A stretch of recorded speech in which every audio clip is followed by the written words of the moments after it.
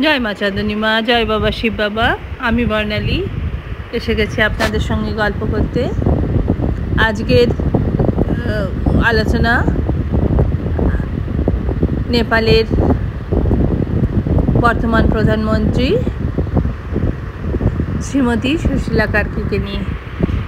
সুশীলা কার্কি উনি বিএইচইউ থেকে পড়াশুনো করেছিলেন, আগে অধ্যাপনা করতেন, তারপরে আইনজীবী ছিলেন। খুব দৃঢ়চেতাই মহিলা, নেপালের অগ্নিকন্যা।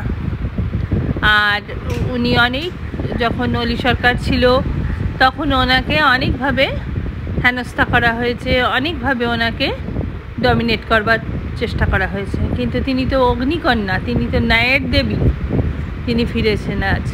আর তাকে যারা নিয়ে এসছে তারা হচ্ছে জেনজি। এরা মানে জেনজি জেনারেশন বলতে আমরা বুঝি 1997 থেকে 2012 সাল অবধি যাদের জন্ম তাদেরকে জেনজি বলে।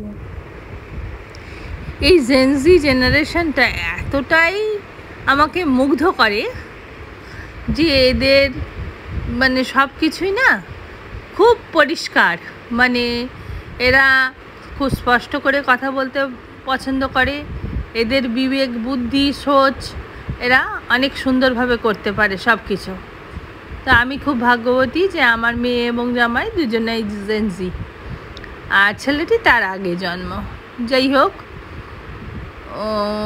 জেনজিদের কথা নয়, এই সুশীলা কার্কির কথা আমি বলবো।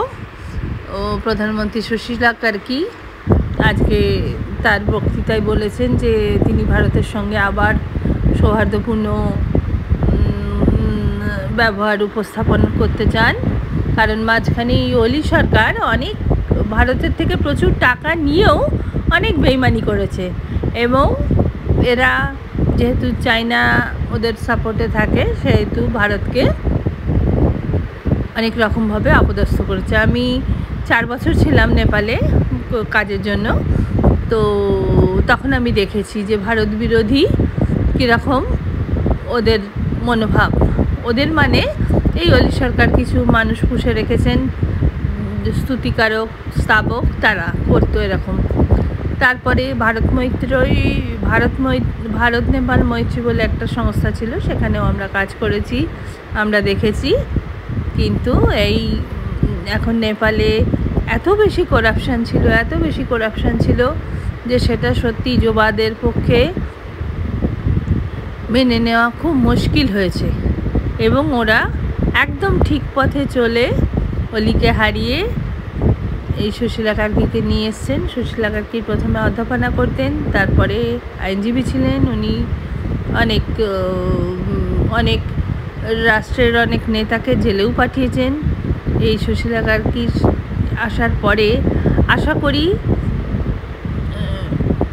আস্তে আস্তে মানে উনি করাপশন লেভেলটাকে বন্ধ করতে পারবেন।